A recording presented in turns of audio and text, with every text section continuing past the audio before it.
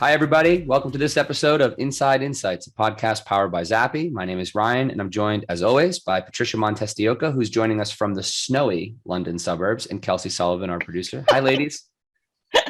Hi, guys. And it was just sunny an hour ago. It was. I was out there getting some rays. It was great. Oh, that's I funny. am in the comfort of my sister's house, so you have a different background. I love it. So I was half paying attention when you were telling Kelsey that it was snowing. And so I thought it was snowing in Colombia, which would have been even more weird. Oh, God. That would have been scary. Very, very scary. Very scary. And I'm a lover of snow, as you know, but I'm ready for spring and summer. I'm done. I want Mexican beer in the sun. I want a barbecue. I want to go swimming. Micheladas.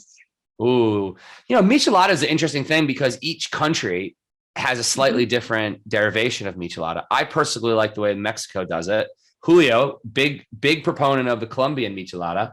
But I like in Mexico, it's like a little bit more Worcestershire spice, I think.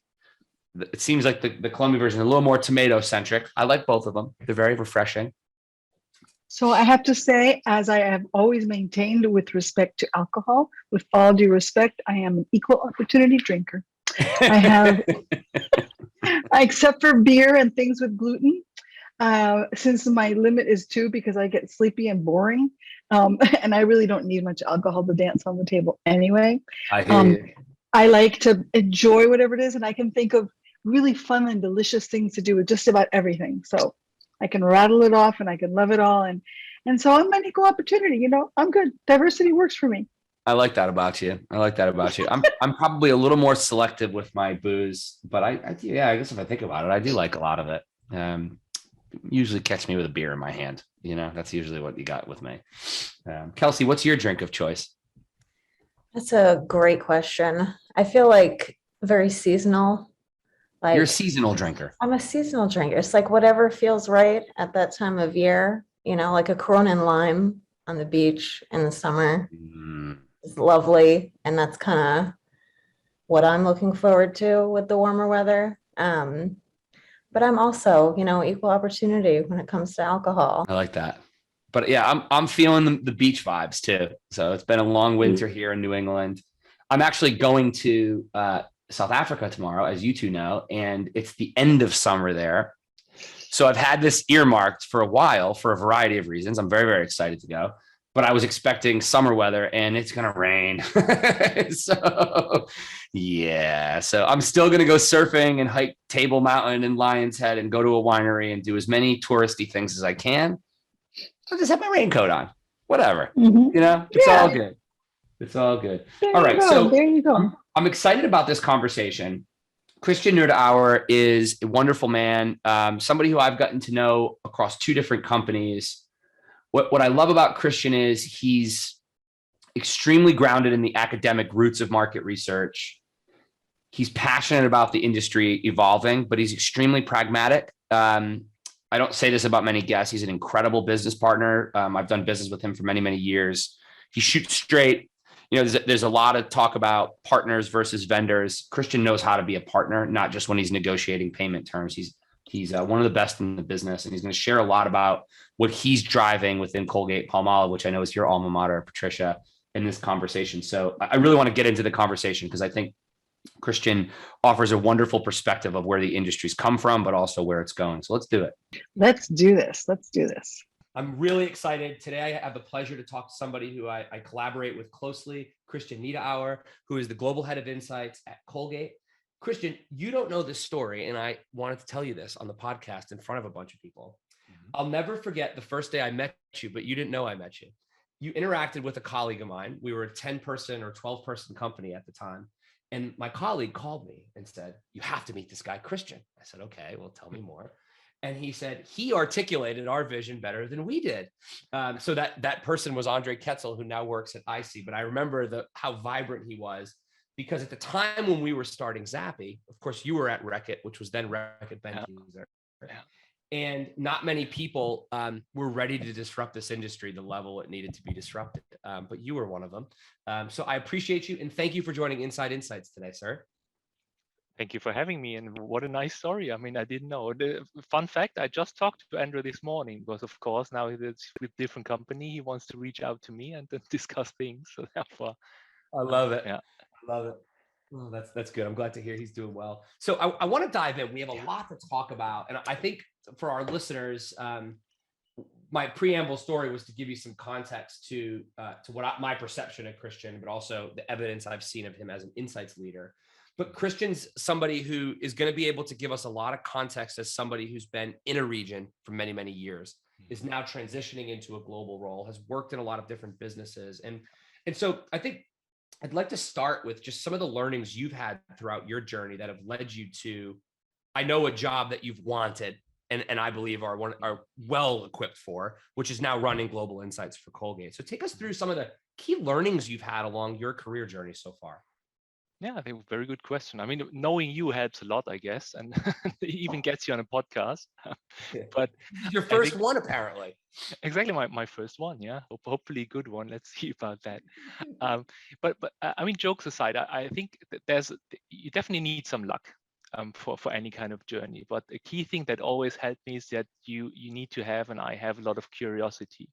So it's really like if you in insights, if you don't like to talk to people or you don't like your category that you're working in, it's super hard to do a great job. So you really need to be open and so on for these type of things. And what also helped me personally a lot was having these different experiences and point of views, because I started my career in academic research first, then did a bit of strategy consultancy, then went into B2B, and then only kind of 12, 13 years ago, went into FMCG. So I didn't have that kind of linear FMCG career or so on, or started an agency. But that really helped me a lot. And also then within FMCG, like you said, I had local roles, global roles, regional roles, and also with a lot of iterations, not like you're going from local to regional to global, but I also went back within the previous company. Now in this company, started regional again, went to global, and God knows what's coming next. So I think that's also quite important to have these different kind of perspectives. And I think along that, you also have to always be eager to learn something new, and therefore let go of something else, because at some point you're really good at something. But if you then cling to it, then you are not learning new stuff, and then you also can't broaden your horizon, and you are also not open for new challenges. So I think it's really about letting go, and not only since the Frozen movie, that's my kind of my mantra. So yeah, let it go is also quite important. And that also means that sometimes maybe a sideways move can also help you really to accelerate, because sometimes it's a project that you work on and where you learn something new. Sometimes it's taking a similar role in a different company, but you see something different. I think that's also super important overall. And what helped me there was also, like, when you're coming to a new role, I think a lot of people then think, okay, now I'm here, how can I get to the next role? And then they look at org charts and so on. But what I learned in FMCG is the org chart that you currently see is usually not the org chart that is there in 2 or 3 years. So very often that the roles that you get into are not even there yet. So therefore, it's quite important that you, when you are in a specific job, let the job grow with you. As you experience new things, as you try to expand, just let your current job expand too, because that's the one thing that you have more under control than other things, because you never know if you get promoted, if you get moved and so on, if your job gets cut and so on. But what you can do is take your current role and just tell everyone what you want to do with it.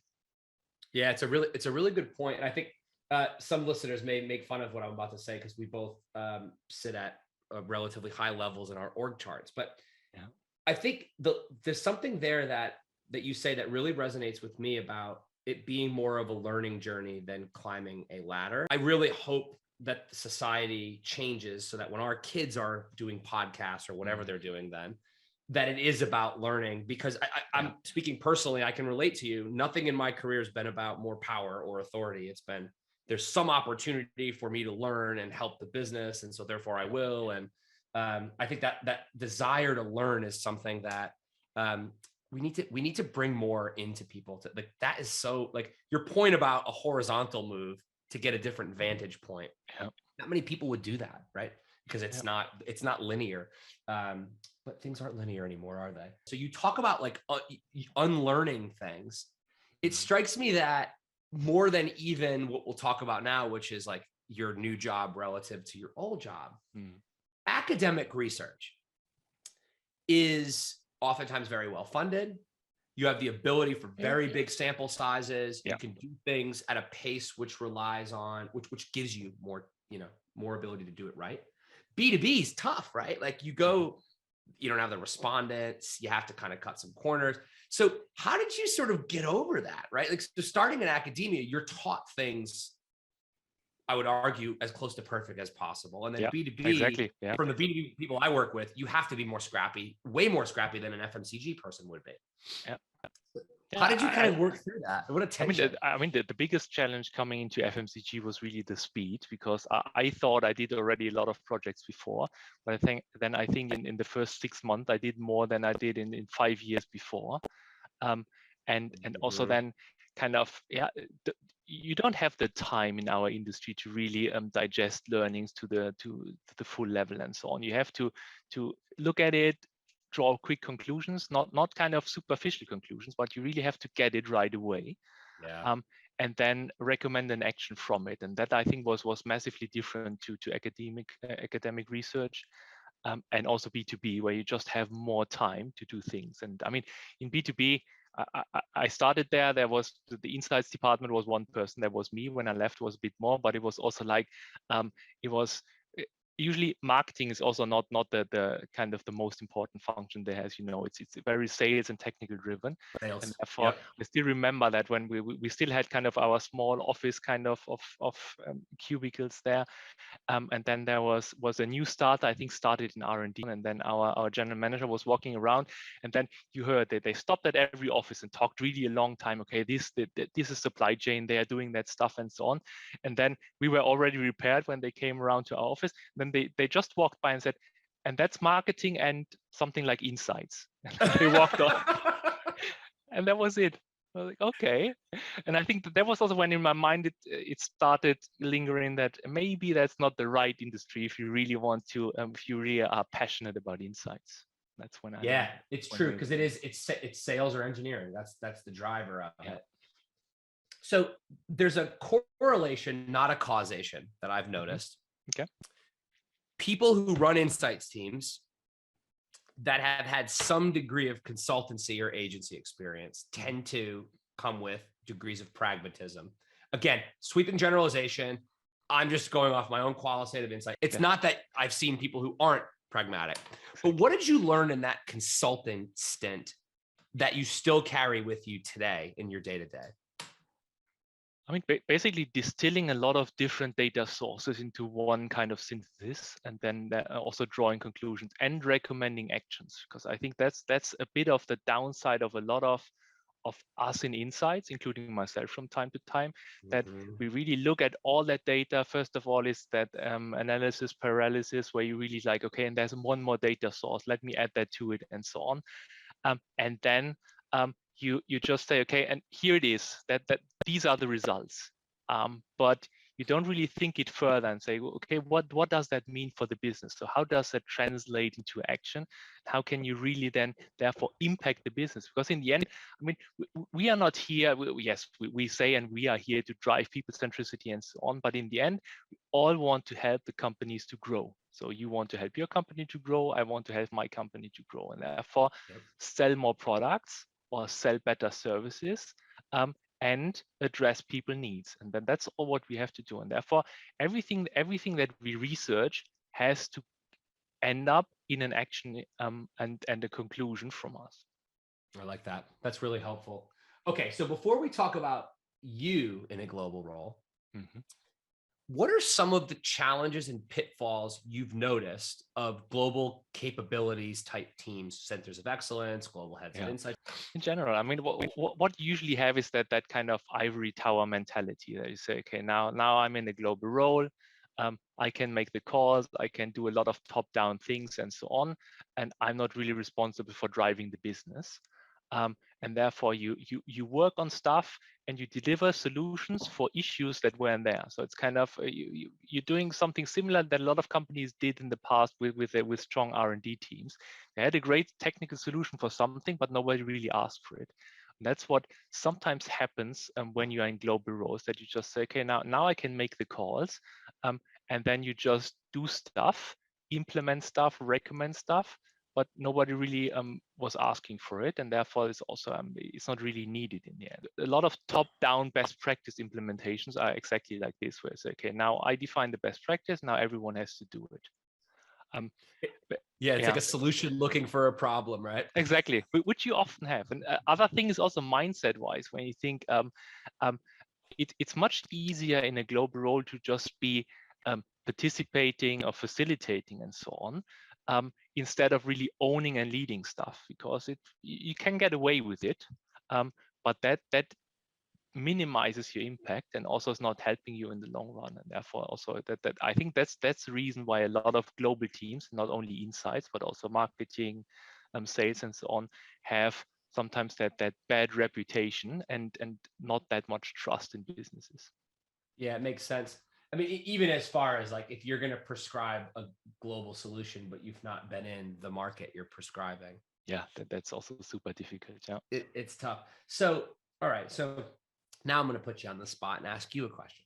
So since I've known you, since I've worked with you, you've been a highly functioning regional insights leader. Mm-hmm. At least I think. I don't think you've been in a global role yet. What are some of the things that you're going to take with you? Now, I know you're a few months into your gig, but what are some of the things you're going to take with you, and sort of what is your process of getting into this new chair, doing what the global business needs you to do while avoiding some of those pitfalls you just articulated? Yeah, and I'm actually quite lucky because in difference to what you just mentioned, I think it's the third time I move into a global role. Got it.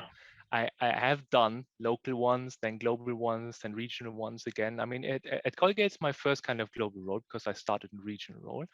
And therefore, I already know what I'm getting into and I already have my ideas. But I still remember when I first came into a global role a couple of years ago from a more kind of for local and then regional role. And then I really struggled with the fact of being a bit more detached from the markets and actual business decisions, because it's not like whatever you do ends up immediately in a product packaging or in a launch that's there. It's much more long term.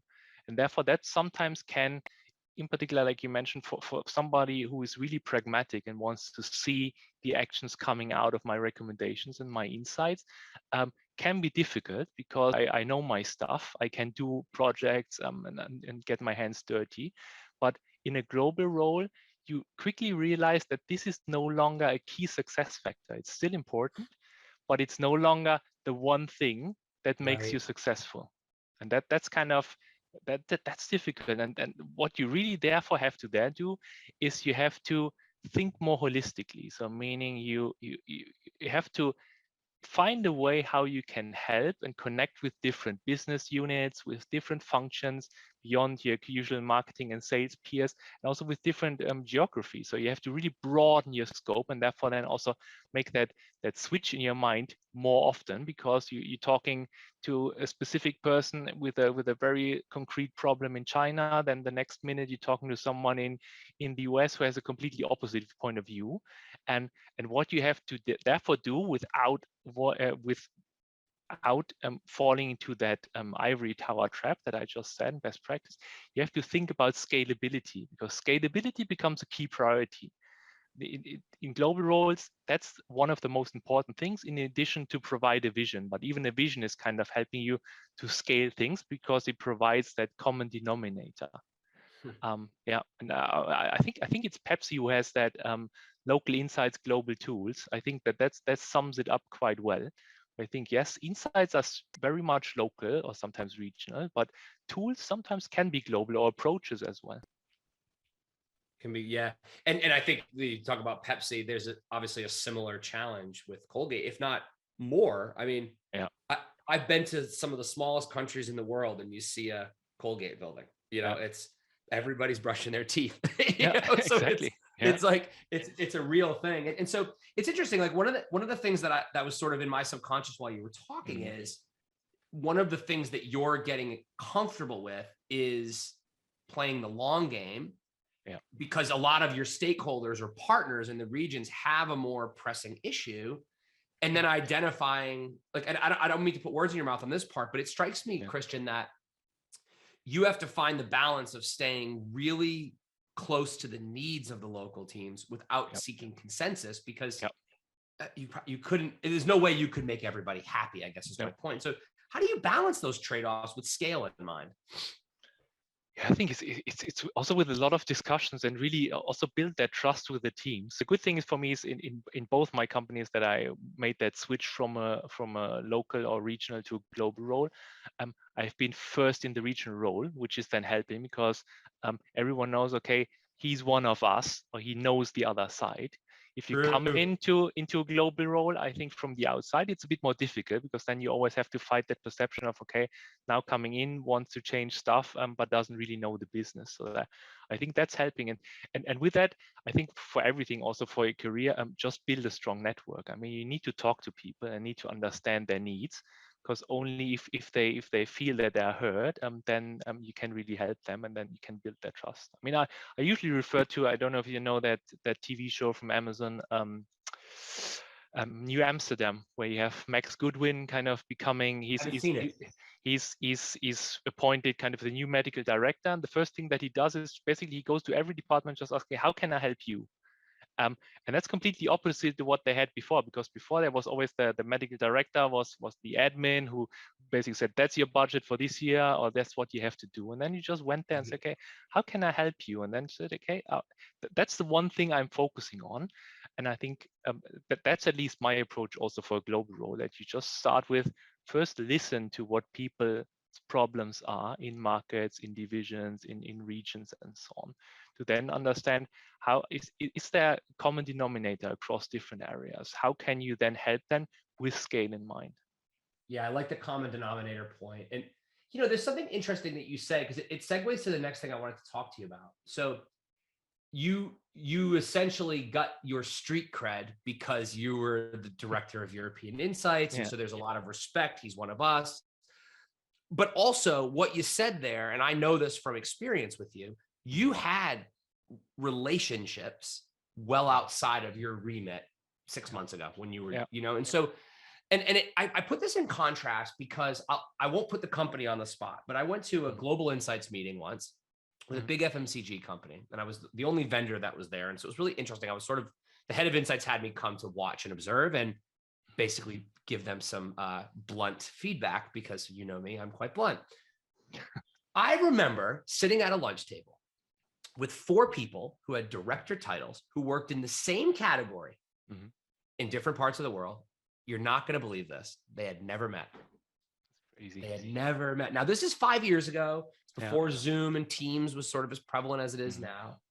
But it strikes me what a missed opportunity that is. And so this segues to the next thing I want to talk to you about. Yeah. You, as a regional insights executive, got a lot of shit done. You made moves both at Reckitt, at Colgate. I've seen it firsthand. What advice do you have for regional teams to, point one, make stuff happen for themselves, even though they're busy with pressing issues, but point two, to better leverage their global teams to go to work for them? I think it both goes very well together, because I mean, if you want to free up yourself for things and get time to get things done, you have to therefore let go other things and kind of delegate upwards or sideways or whatever. So I think the key thing for me is always like, you need to have a strong relationship then with global teams. Like I said before, I mean, when I was in the regional role, I was always seeking kind of conversations with global and saying, okay, look, this is a problem, something that I think needs to be addressed. I just don't have the time or the resources for it. Is that something that you can take care of? How can you help there? And therefore then also have that overall, that divide and conquer mentality, that we can't all do everything together. And therefore it's just like, okay, what are things that you can do? What are things that I can do? And then how can we trust each other that the other side will deliver also what is needed for your purpose and what you had in mind. Because otherwise, if you say, okay, can you work on it, and then you're still working secretly also on the same topic, it's not helping you to free up time. So therefore, that's one key thing that's always super important for me. That's really, try to find things that are important enough to be addressed, but you can't do, but maybe could be centralized, speaking about regional and global.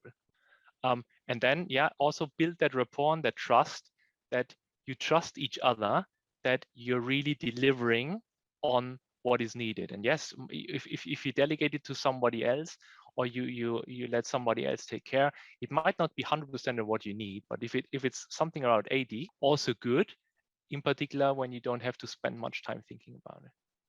I like this. And it to give Colgate a lot of credit, I do think it's something Colgate does really well. Yep.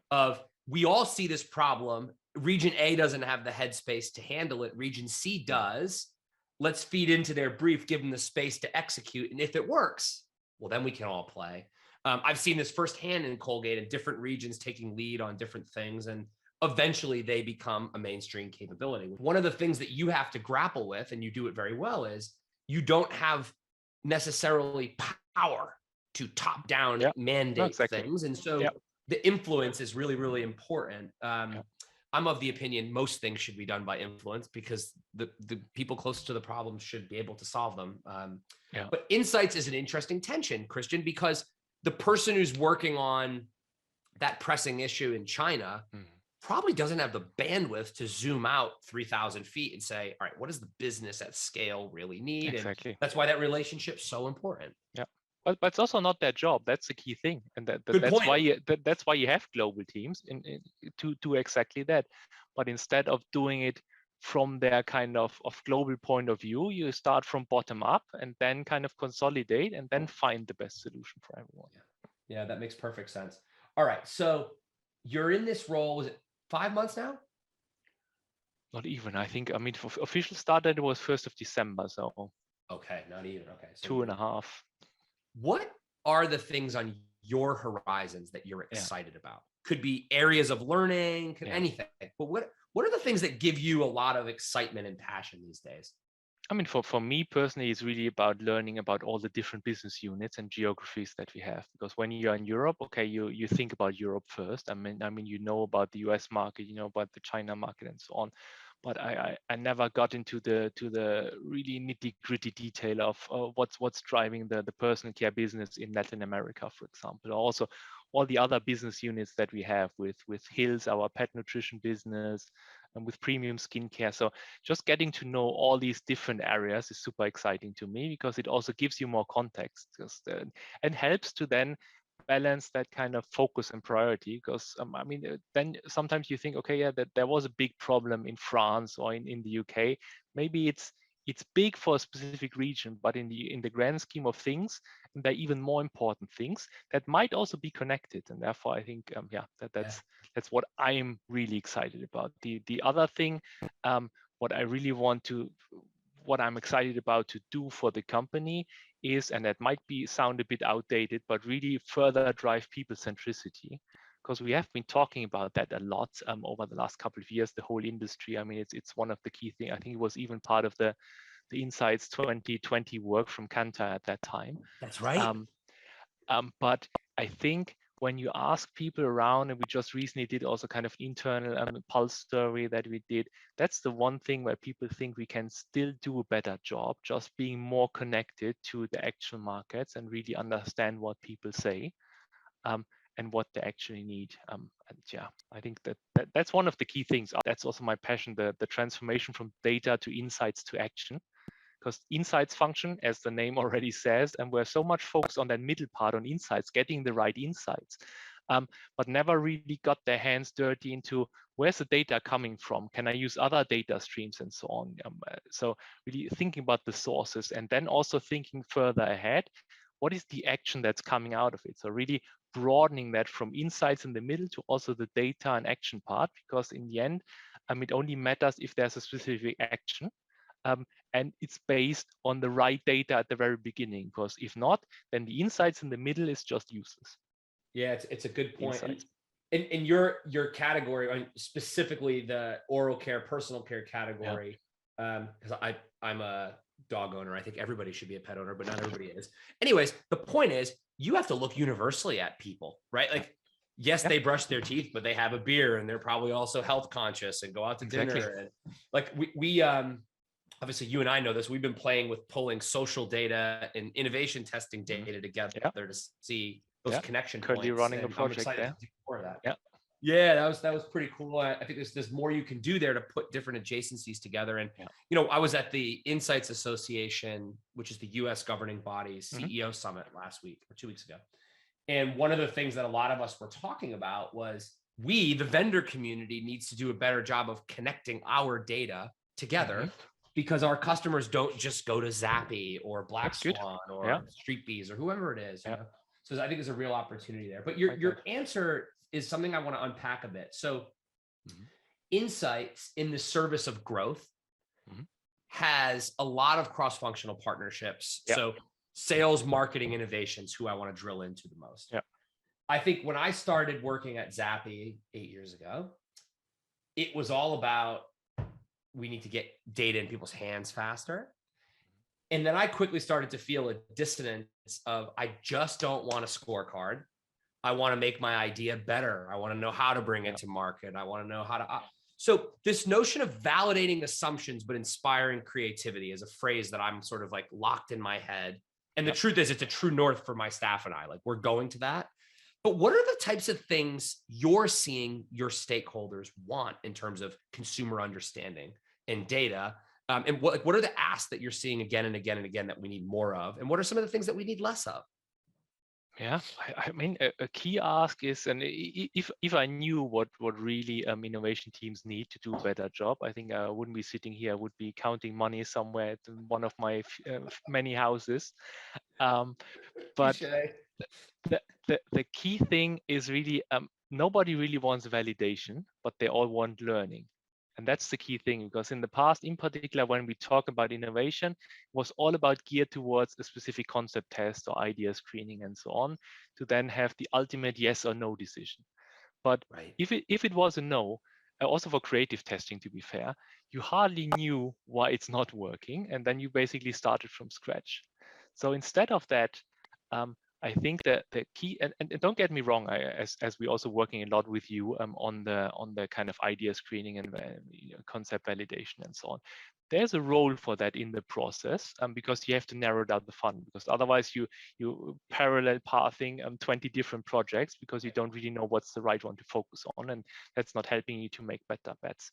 But overall, we have to just do a better job in helping everyone to make better calls by understanding the categories, understanding the usage experience, without that black box of, okay, now there's that holistic product idea and now it's a yes or it's a no. So we need to then know also the why overall. And there, I think a key way to do that is, and that's something I stole from you, and that's at least I remember the first time I've seen you in a webcast, I think, is that silo to system part, where it's really, if you have all these validation research parts where it's one study here and a talk question, it's answered, but it has no connection with all the other data, like you just mentioned, even with different vendors and so on, or partners, then it's just one data point and you don't really learn from it. So therefore you need that system, that everything is a bit more harmonized, that feeds into one system and therefore creates that corporate learning.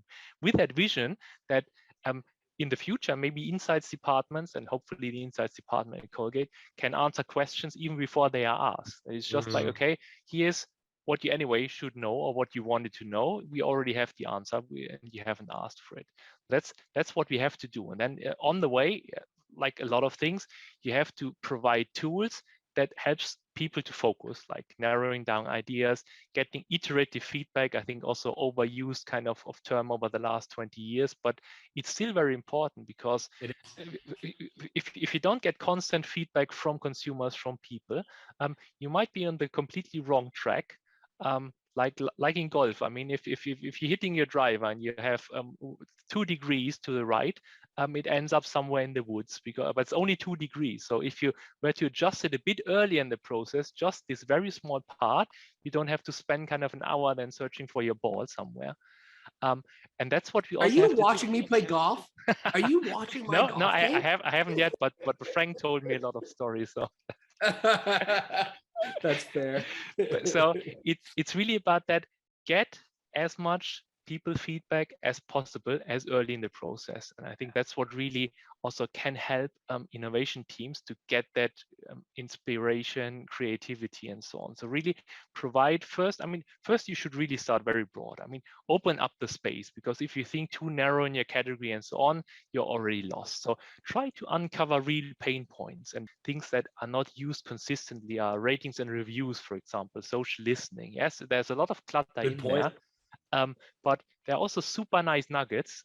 Consumer affairs data, I'm also responsible for consumer affairs. I mean, that's the most unbiased usage experience feedback that we get. Yes, sometimes people are angry when they call us. I mean, at Colgate, not that often, but at other companies, I guess. And then you can really hear what they don't like, or what they are, sometimes also what they like. And that can really help you to then understand, okay, that can inform your next marketing campaign, that can inform your product launch. So these are things that can really help to inspire people, and then also expose them to a lot of new thinking. I mean, sometimes the best insights come from an adjacent category, or from one person telling an interesting story. I mean, I still remember a lot of times when I was sitting in focus groups, when you still were kind of behind the mirror, and you had that tons of data already about something that said it's a good idea, and somebody said something, I don't think it's a good idea because of, and I say, yeah, exactly. We shouldn't do that, because it doesn't make much sense when you think about that way. And I think this inspiration you can only get by talking to people, have that people centricity, getting out there and getting feedback in sometimes very open-ended way. So also that big data is quite important. People are still looking for big sample sizes and so on. But also in-depth interviews are super important, by just talking through and getting a better understanding of the journey of the specific experience and so on. It's interesting because, like, I think the from to on validation is almost like you want to bring it downstream. At least that's my opinion. And you sort of sounds like you're saying the same thing. Like, think big, then whittle, then learn, and then it's an open book test at the end. And I think there's a lot of merit to that. And then to your point about sometimes there's value in unscalable data. Or qualitative data. So an interesting fact, we started putting a open-ended, unstructured text field on our lead forms. Mm-hmm. Now, if I pull our Datarama instance up and show you all of our attribution data, you'll see search and website and this page and this page. But when I ask people, why are you coming? Well, I saw the podcast, or I met with Christian from Colgate and he said, and so some of these insights are not scalable, but they're worth going to get, because it's the reason why we're going to keep doing the podcast as an example. Right. But one of the things, I'd love your opinion on this. I feel like with new product development, we've made more progress on bringing learning downstream. Now, and I still see the same quote from 2008 from Nielsen, 95% of new products fail, what have you. I love an updated data point, but it does feel to me like there's a rise of early and often iteration there, and perhaps the execution is where things fall down. And I'm not saying this about Colgate, so this is more of an observation of the world. I still see a struggle with this mindset in marketing development, creative development. And the reason I say this to you is it's still a Friday. We're going to air Monday. I heard you can test fast conversation versus is this territory even worth pursuing? Why do you think that is? I think just reassurance, and sometimes also as internal currency, because very often people have a strong belief that this is working, but they also know I have to sell it to my superior, I have to sell it to a market, I have to sell it to an execution team and so on. And therefore, we just educated, and that's also partly our fault as an insights function. We educated the business. Okay, there's a currency, there's a specific action standard, there's a specific score. If it's below that, don't even think about it. And I think that's where we have to get away from, because otherwise that will never change. Because then you will always have, even if you have, it's a great idea, you're all kind of bought into, but then you still will test it, and then you trust what's there, or not even trust, because I think I've seen numerous times that then test results are ignored. If they are better than expected, then people say, yeah, but they might not be we might have oversold it. It was too big of a concept, too bad, too well executed. If it doesn't score well, then people say, yeah, but they don't know our strategy and they're not ready for it. We're anyway launching it in 3 years. So yeah, it's too early. That's the key thing. But yeah. It is interesting, right? Because like it is a lens and a decision, and the people creating innovations, to your point, should have a much broader purview of the trends of the world, people's needs. And so it reads like maybe it's just an awareness issue that you can use insights tools downstream early to help you make the late stage stuff better. Yeah. But part of my hypothesis is there's just a lot of chefs in the advertising kitchen, right? You got people trying to sell the work, people trying to produce the work, people trying to place the work. And it may be a bit more political. I don't know, but it's going to be an interesting thing to watch, because I mean, personalization and placement and advertising is here, right? I mean, I personally, I'm unplugged. And so I have connected TV, and the ads I see are really relevant for me, right? So it's, and I can see right through the ones that aren't. And so it's quite an interesting thing. Yeah. I have 2 more topics for you. Okay. And I'll leave you alone because you've been very generous with your time. I want to talk about what inspires you, but I want to start with something that we're both part of. I've never actually talked about this publicly. You might have talked about it more than I have, but about 4 years ago, we formed this community called the Insights Alliance, a group of like-minded people. We meet once a month. We share ideas, perspective. We've built some cool methods together, some tools. And I personally get a lot of inspiration from that group.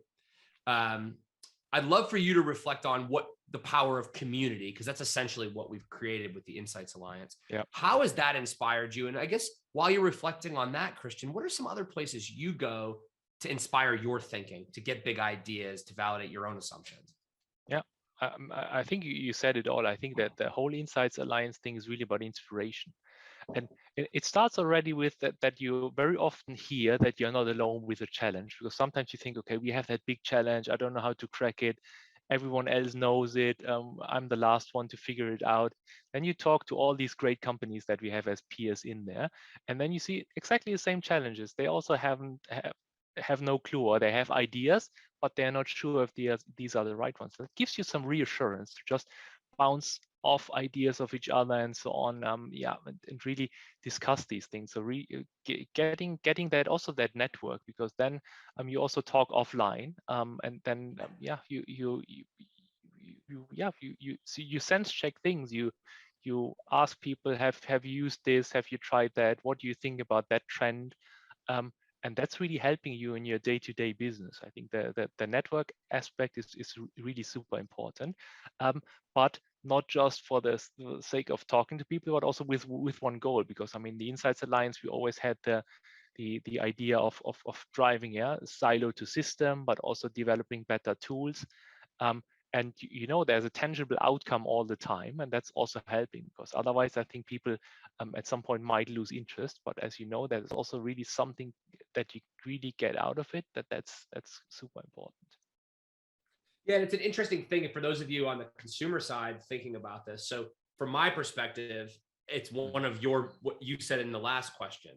It's a built-in, not scalable way to get close to customers that I think the world's going towards. Yeah. But then there's this connection point of what are we both building towards? And so it's good. And I'm part of a few entrepreneur communities and executive, and sometimes it's just nice to your point, oh, all right, I'm not alone in this. And there's a validation in that and of itself. Or, one of the things that keeps me awake right now is, how do we balance a company that is really built on human connection in a world that might require us to be more hybrid than we want?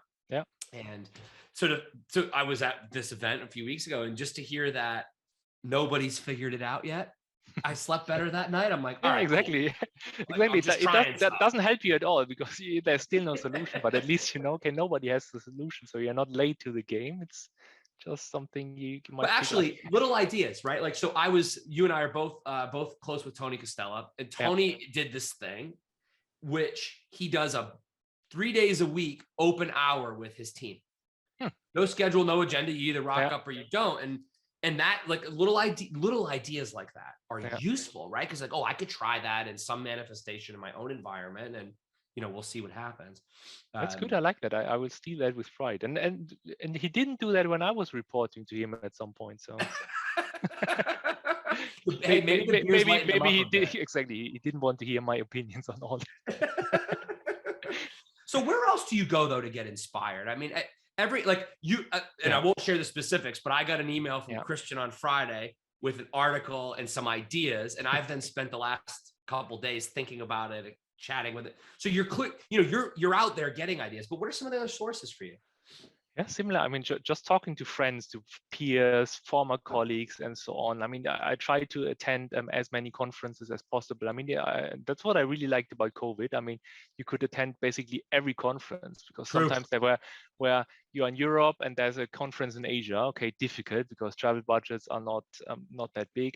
So now you could basically, it's maybe during your night or very early in the morning, but you can still do it, and that's what I really like. So just listening to podcasts, to webinars.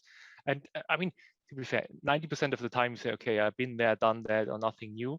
But these 10%, like I said before in focus groups, where you really get that spark that then kind of triggers an idea or an action is really important. And then, like I said, I mean, I'm sending out stuff to people where I think, okay, that he could be interested or they could be interested in it, just sending it out and then see if something comes from it. And I've also doing that inside the business, because very often people say, okay, these are my peers, I will connect with them.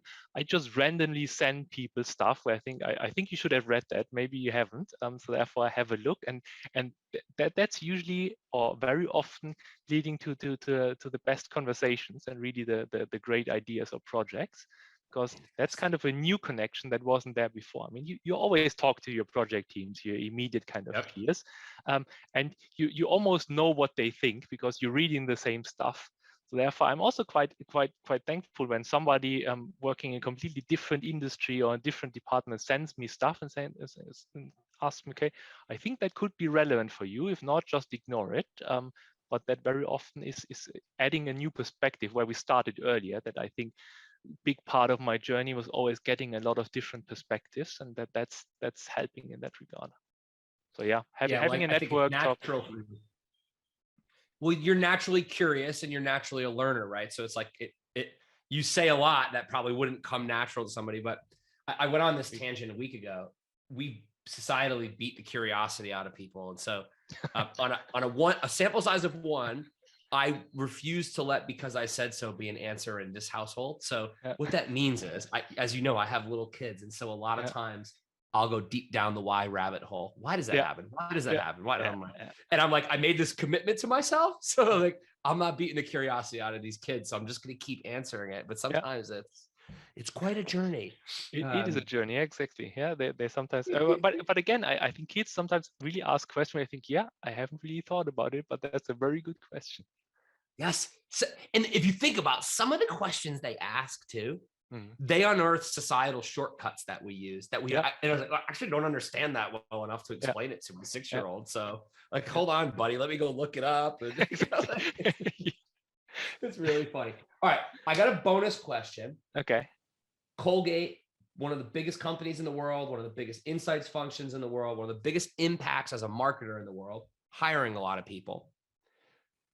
Top 3 attributes you want in the insights leaders of tomorrow's Colgate function. Okay, top 3 is difficult, but I think let's do it one by one. No, I start with. I mean, number 1 is definitely what we just talked about: curiosity. So I want people that are curious and are passionate also about insights. So, like I mentioned earlier, I think every interaction, whatever it is kind of an opportunity to learn. So when I do groceries, I see that also as store checks. So my wife usually hates me because when I do groceries, and I'm responsible for that. I'm then coming back after 2 hours and say, "What did you do? You just had to buy a couple of a bottle of milk and whatever." I said, "Yeah, but then I went down that aisle. I looked at the claims, looked at the ingredients, all that stuff. There was a new packaging, a new display." So I really like that. So take every opportunity when you're traveling. I mean, there are new kind of then stores. Just check it out what's in there. Other thing is then ad breaks. I mean, everyone hates ad breaks. I love to learn them because then I'm exposed to competitive ads. So it's kind of, you get a lot of inspiration. You look at it, say, okay, that's really bad. We should never do something like this. Or sometimes think, okay, they had a great idea. Why didn't we come up with that? So that's really about curiosity. That's super important. Other thing is, I mean, we're really looking for courageous or brave people that love to speak up or are not afraid to speak up, because depending on where you are, you're dealing with people being 5-10 grades higher than you, super senior, 25 years with the business, you coming in as a newcomer, maybe as a very junior person. But in the end, if you don't speak up, then maybe that person makes the wrong decision. So we really want people that are not hiding behind data, because it's one thing to just say, yeah, but the number says something different. It's really like also that storytelling, and that's what being that voice, that loud voice in a boardroom or whatever, just saying, okay, no, I don't think that's the right conclusion or something that we shouldn't do. And I think that's super important, and not always the first thing that insights people have in mind when they think about kind of developing their skill set, because that's often like, yeah, but that's not really my role, but that's what we are looking for. I love it. Other than that, yeah. Just well, you have one more, because I was just realizing I've now made you late for your next meeting, and I'm guilty. Oh yeah. Sorry for that one. Yeah, the last one is business acumen. I think that's back to where I said transforming data to insights to action. It doesn't stop with the insight. You also have to think what's relevant for the business and how can you translate it, because otherwise it's just another data point, or and then we can also be outsourced as an why do you need an internal insights team if they're just reporting data or just reporting facts? So you really need to balance it already with the lens from the business. You see something, that's what people want, but you also know the strategy of the company and what capabilities that we have. So therefore you have to bring these two things together and then give a recommendation that takes both things into account. And therefore I think that's for me really, yeah, I think HR would call it business acumen and a capabilities matrix and so on, but that's also quite important for me.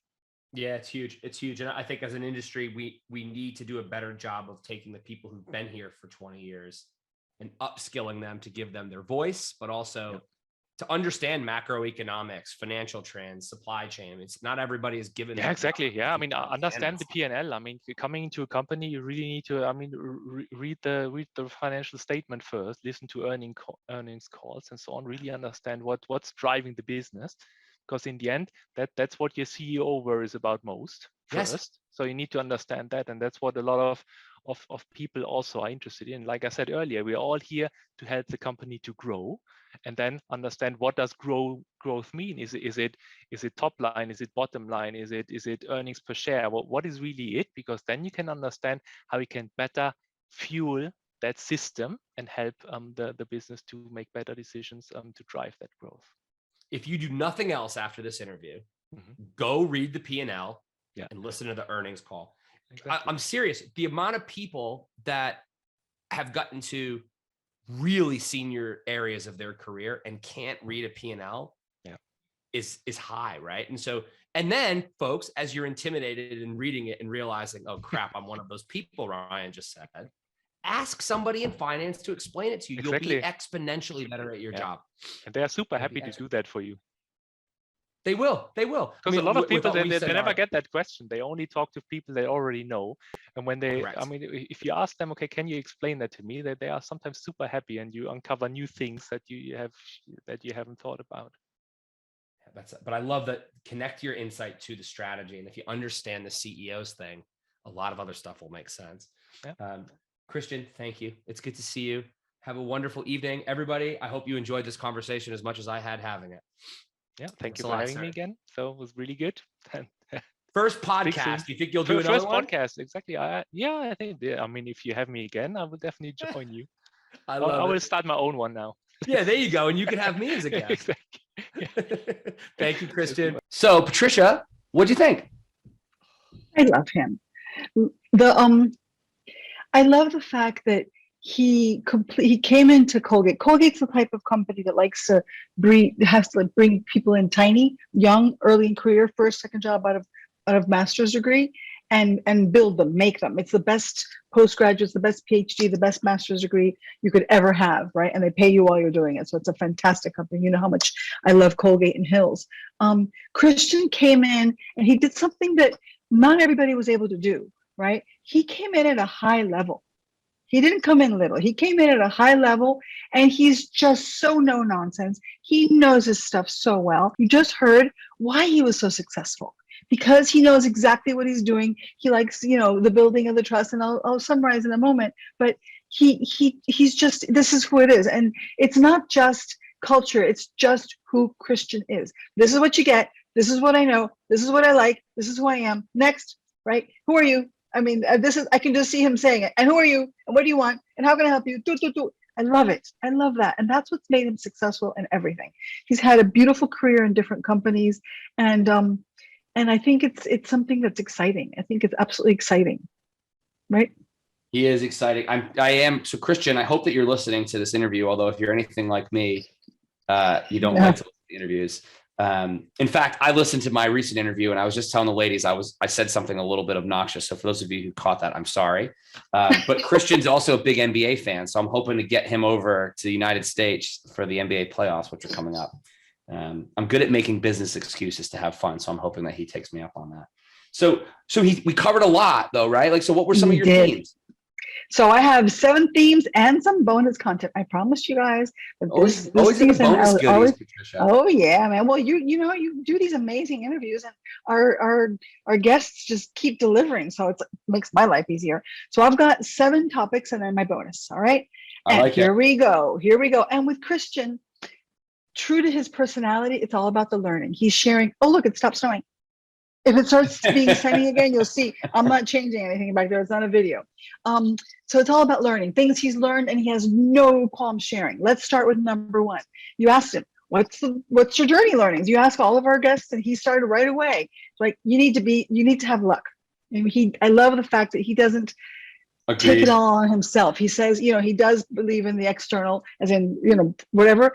Luck, curiosity. You need to like to talk to people. You need to like the category you're working on. He made me laugh. Because we forget that. I mean, yeah. I interviewed for a beer company once, long time ago, right? Before actually Zappy. And I said, I can't because I don't drink beer. I don't even know what it tastes like. I don't understand the experience. I'd love to, but I can't. I can any other alcohol, but I can't. Right. The second thing he talked about is having a non-linear category, a career. I've had a very linear career, and I love my career, and I'm so pleased. But he talked about the pros and cons of his non-linear: global, local, regional, global again, local again. So he said having that learning helped his mind go back and forth, which is something you'll hear in the last learning about what's going to help him towards the future, because he's going to be able to switch it on and off, right? Then the third thing, and you'll hear this repeated again, and you heard it with him, and you're going to hear it from the key takeaways that I'm sharing, is letting go. He said, this is way before Frozen. This is not about Frozen. This is about let go. Let go of your ego. Let go of your title. Let go of your perceived notions. It's not about any of that. Just go with the flow. He didn't use the go with the flow because he's German. I don't think that would come out of his mouth, but he did say, let it go. Just kind of go with what you're doing, right? And that specifically, he talked about, let your current job grow with you. Don't worry about the next job so much. You don't know if you're going to get promoted. You don't know if your next job even exists on the org chart yet. He said it probably doesn't, but you do know you're in a job now and you can be successful in that job now. So worry about the now. Take care of the now. The tomorrow will take care of itself if you work on the now. I really liked that a lot. So those are the learnings that he's had in his journey. And so for somebody to be able to take a career like his and say, these are my top 3 learnings, I was like, already my brain is already blown. Yeah, it's incredible. Then you went on to ask him about the comparison between academia and FMGC. FMCG. I always invert those. I apologize, right? And I thought that's going to be interesting. I wonder what he's going to say. And he said things are so much faster in the industry now, right? Academia is slow and steady. The sample sizes are bigger, right? It's like you have time to digest the learnings.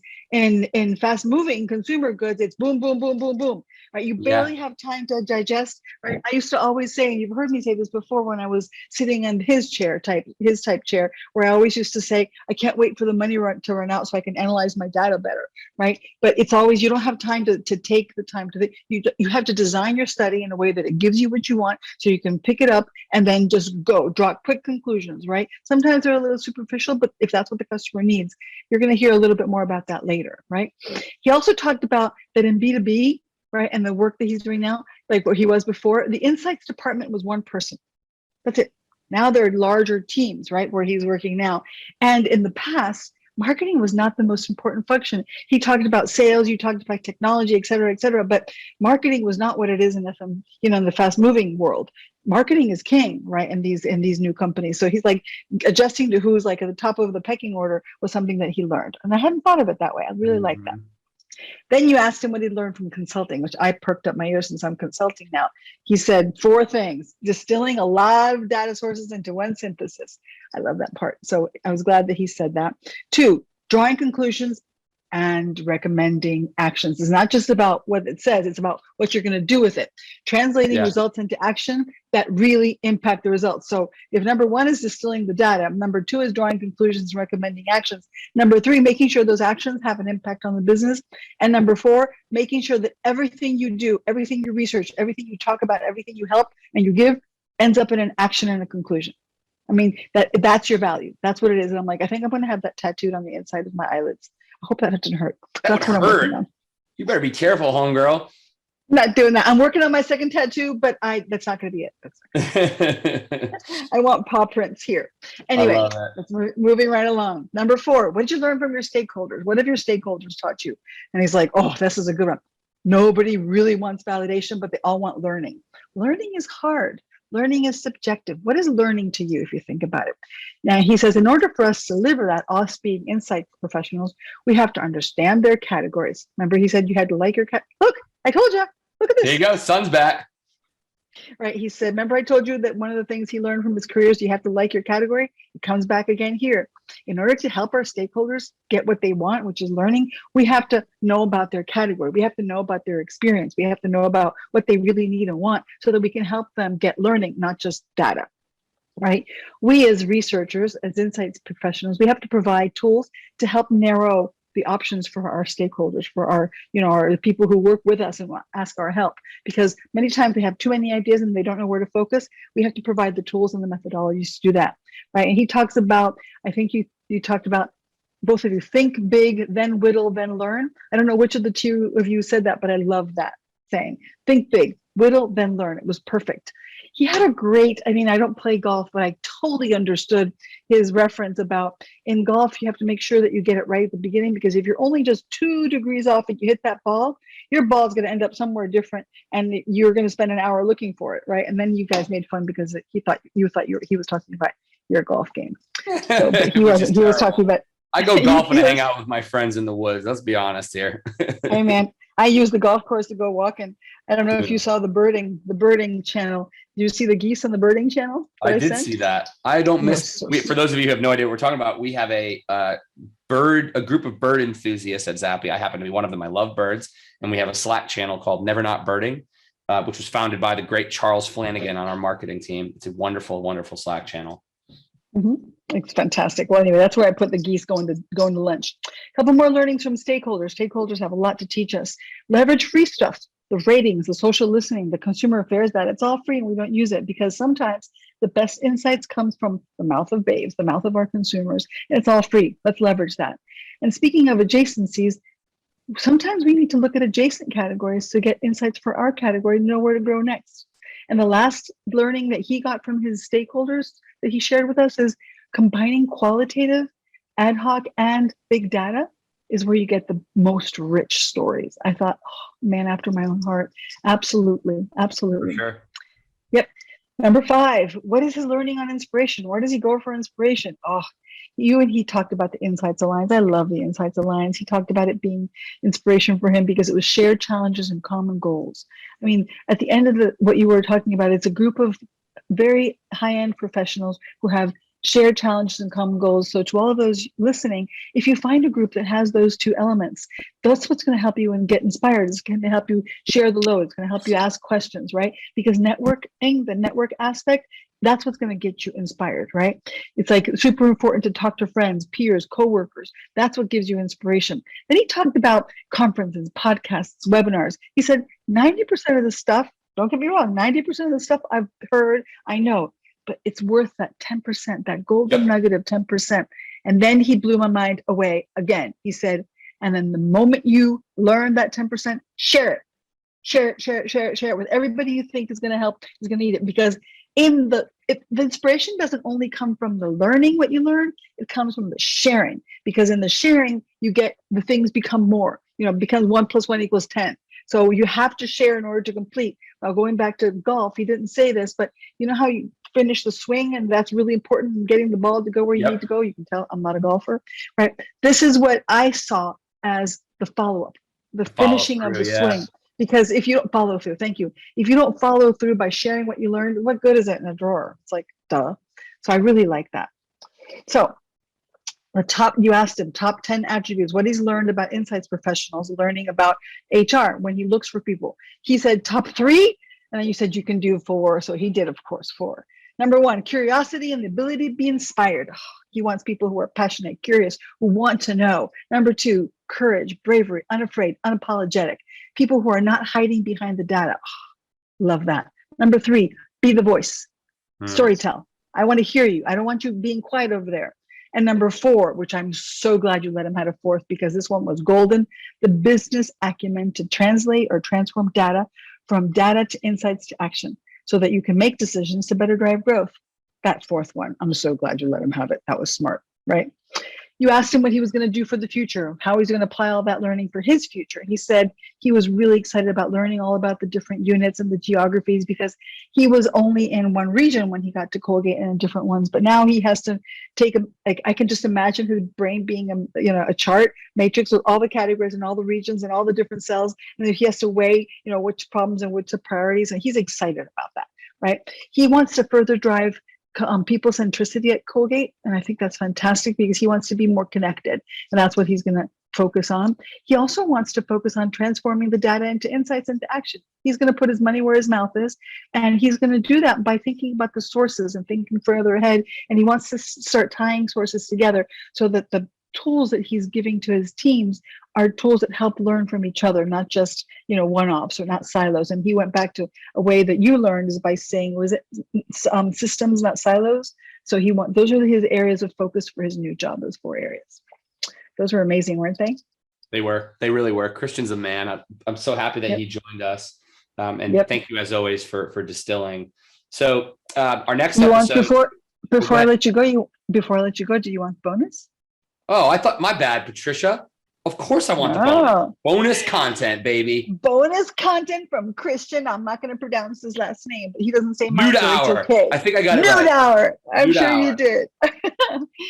He talked about global versus local versus regional. So you asked him in different occasions about that. And so I pulled from the whole entire conversation and I summarized it into 10 things that he kind of taught us about global versus local.